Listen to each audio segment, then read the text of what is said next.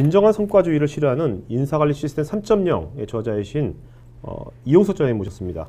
안녕하세요. 네, 안녕하십니까. 네네네. 네, 반갑습니다. 자, 사실 제가 이 책은 제가 저자님한테 3월달에 받았는데 네. 많이 읽지 못했습니다 아직. 네.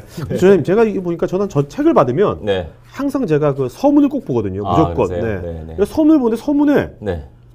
굉장히 첫 번째 문장이 네. 저자님도 인사 쪽에 뭐 임원도 하시고 그렇죠. 네, 그렇죠. 네. 근데 우리나라 조직의 인사 관리 네. 지금 이대로는 안 된다. 네. 굉장히 과격한 발언을 하셨거든요. 네네. 네. 어떤 의미에서 도대체 어떤 문제점이 많다고 보시는 겁니까 지금 현재? 문제점이 아주 많죠. 네. 그러니까 저도 서문 쓸 때 서문을 원래 맨 처음에 쓸 것 같지만 네. 사실은 책을 다 쓰고 저는 썼습니다. 네. 또 그런 마음을 책 쓰면서 계속 가졌고요. 그만큼 제한테는 인사관리라는 것이 소중했고 네. 또 그만큼 인사관리가 지금 잘 안 되고 있다라고 하는 생각이 좀 강했던 것 같아요. 네. 우리나라에서의 인사관리라고 하는 것이 사실 너무 중요한데 사실은 이제 우리나라 인사관리가 정말 조직에서 인사관리가 잘 되고 있느냐 보면 네. 그렇다고 볼 만한 그 증거들이 없습니다. 근데 저자님도 네. 교보생명에 네. 성과관리 지원팀장도 하시고 네. 인사지원팀장도 하셨잖아요. 그렇죠. 네. 그때 팀장 하셨을 때 네. 그때 잘 안 되셨습니까? 그렇죠. 저도 이제 이제 변화해가는 과정에 있었고 네. 저도 완성을 했느냐 하면 네. 완성하지 못했습니다. 그러니까 대기업에서의 어떤 인사관리 변화라고 하는 것이 네. 참 어려운 일이거든요. 네. 많은 사람들을 대상으로 해야 되고 역사도 오래되고 하다 네, 보니까 네. 문화가 아주 굳건합니다. 그렇지만 어찌됐든 인사관리의 문제점이 굉장히 많다라고 하는 부분에서는 공감을 하는데 네. 항상 새로운 것과 기존의 것이 항상 충돌하는 것 같아요. 네. 우리나라 이야기를 좀 네네. 해보자면 우리나라의 인사관리라고 하는 것이 참 문제가 많다는 것이 두 네. 가지인데요. 하나는 일단 굉장히 문제가 많은 사항이라고 하는 것 자체가 문제고 더 큰 문제는 그 상황을 지금 문제를 인식하지 않고 있다는 게 더 큰 문제입니다. 문제를 모르고 있네요. 문제가 있다는 것을. 모르고 있는 건지 네. 아니면 하여튼 다른 쪽에 훨씬 더 관심이 많은 것 같아요. 그러니까 네. 우리나라 이제 저는 인사 관리를 잘 한다, 잘 된다 그러면 이제 몇 가지 지표를 보는데요. 그 중에 하나가 조직 구성원들이 정말 자기가 하고 있는 일에 대해서 몰입하고 있느냐라고 하는 게 하나 있을 것 같고요. 몰입. 네. 또 하나가 이제 정말 그 조직 구성원들이 노력해서 조직의 성과 창출에 얼마만큼 생산성을 보이고 있느냐가 더 중요한 것 같고요. 네. 이 두 가지 지표만 먼저 보면 다른 나라들하고 비교하면 너무 낮아요. 네. 그러니까 직무 몰입도 같은 경우에는 조사를 매년 이렇게 어떤 컨설팅 펌에서 하고 있는데요. 세계 평균의 반이 안 됩니다. 그럼 이런 쪽이 높은 나라는 어디입니까? 그러니까 유럽, 네. 미국, 싱가포르 네. 이런 쪽이고요.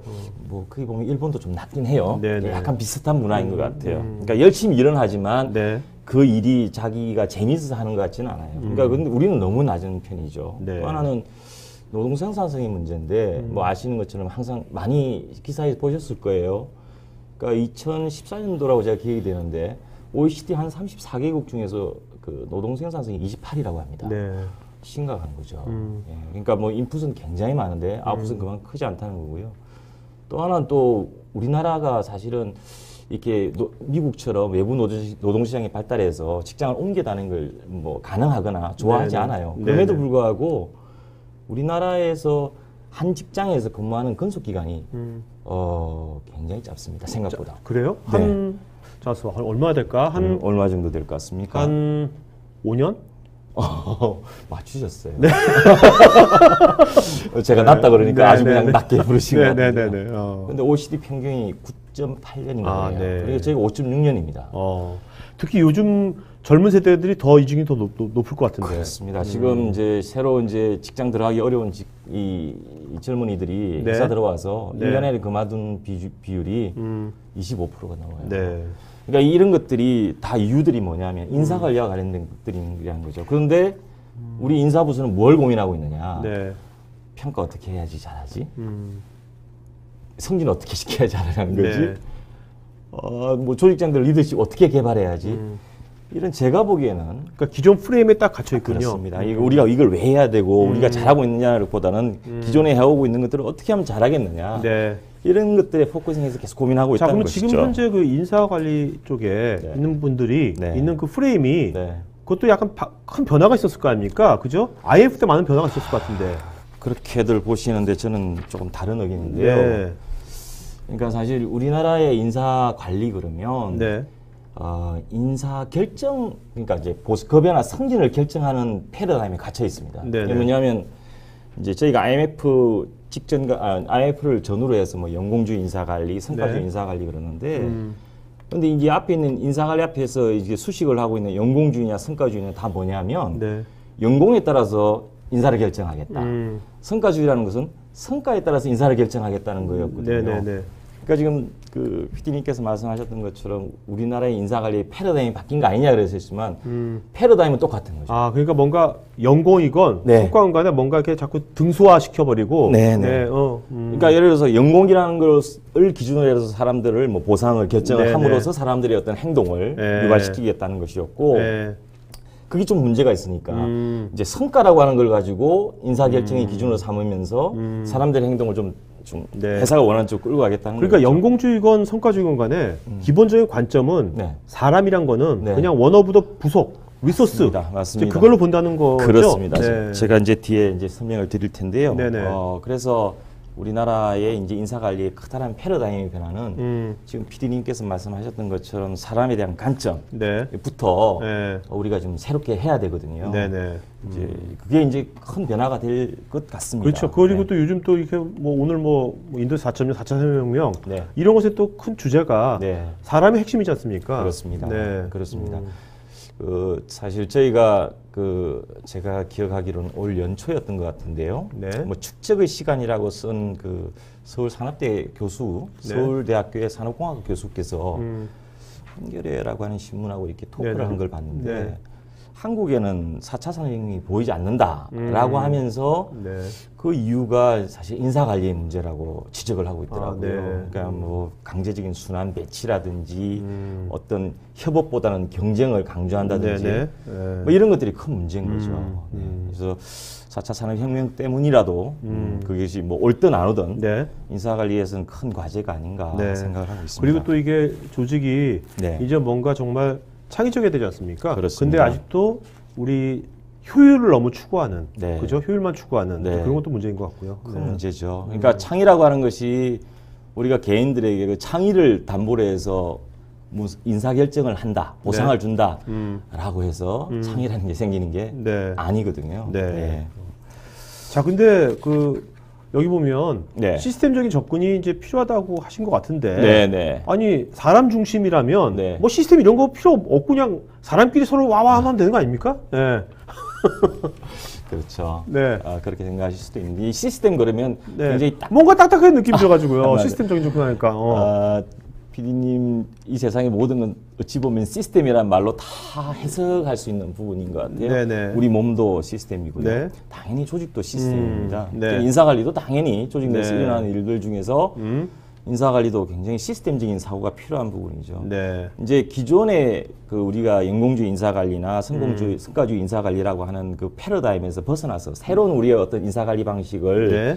이제 우리가 찾아가려면 무슨 문제가 있냐면 아까 말씀하신 것처럼 사람을 우리가 어떻게 볼 거냐. 네. 또 이제 제가 이제 처음에 이제 문제 제기했던 것처럼 우리가 왜 인사관리를 하느냐라고 하는 목적에 대한 네. 부분들이 우리가 많이 논의되어져야 되는데요. 지금까지 인사관리는 그런 논의들이 많이 없었어요. 네. 그래서 이제 인사관리 시스템이라고 하는 개념이 필요했고, 네. 그래서 과거의 연공주의 인사관리라거나 또는 성과주의 인사관리라는 것들도 네. 인사관리 시스템이라는 관점에서 한번 우리가 투영을 해보고, 그게 무슨 문제가 있었는지를 보고, 네. 그럼 새로운 인사관리 시스템은 네. 어떤 형태의 인사관리 시스템을 만들어가야 되느냐라고 하는 거를 우리가 구상해볼 필요가 있다. 네. 그래서 이제 인사관리 시스템 3.0이라고 하는 것이 기존의 연공주의 인사관리, 네. 성과주의 인사관리를 대체하는 새로운 인사관리 시스템 3.0. 지금 여기 장표에 나와 있는 요게 인사관리 시스템 3.0의 하나의 뭐 구성이라고 보면 될까요? 3.0은 아니고요. 네네. 그러니까 인사관리 시스템, 일반적인 인사관리 시스템이라고 네네. 이야기할 때 우리 인사관리 목적, 네. 목적이 뭐냐? 아, 네. 인사관리를 해서 조직의 성과 창출에 기여하는 조직 구성원들의 행동 양식을 이끌어내는 거거든요. 네네. 그러니까 우리가 의도했든 의도하지 않았든 예전에는 사실 좀 약간 막연했는데요. 네. 한번 우리가 그걸 생각해 볼 필요가 있고 우리가 이제 3.0에서 기대하는 조직 구성원의 행동 양식이라는 것은 아까 4차 산업혁명하면서 말씀하셨던 것처럼 네. 창조, 네. 창의, 네. 도전, 네. 뭐 팀워크, 협업. 이런 네, 것이 굉장히 그렇죠. 중요한 거죠. 그럼 어떤 걸 끌어낼 거냐가 이제 인사관리 시스템 3.0에서의 목적이 되겠죠. 네. 또 하나 중요한 게 맨 밑에 이제 있는 것들인데요. 성과, 사람, 조직. 이걸 이제 저는 이제 인사 철학이라고 생각을 합니다. 네. 그러니까 우리가 성과를 어떻게 이해를 할 거냐. 또 우리가 사람을 어떻게 이해할 거냐. 네. 또 우리가 같이 일하고 있는 조직을 어떻게 이해할 거냐. 어떤 관점에서 바라다 볼 거냐. 라고 하는 것이 중요한 인사 철학이고요. 네. 그래서 이런 인사 목적과 이런 인사 철학을 어떻게 실현할 거냐라고 하는 것을 인사 행정 시스템, 인사 결정 시스템, 성과 관리 시스템. 네. 인사 결정이라는 건 보상 승진을 이야기하는 거겠죠.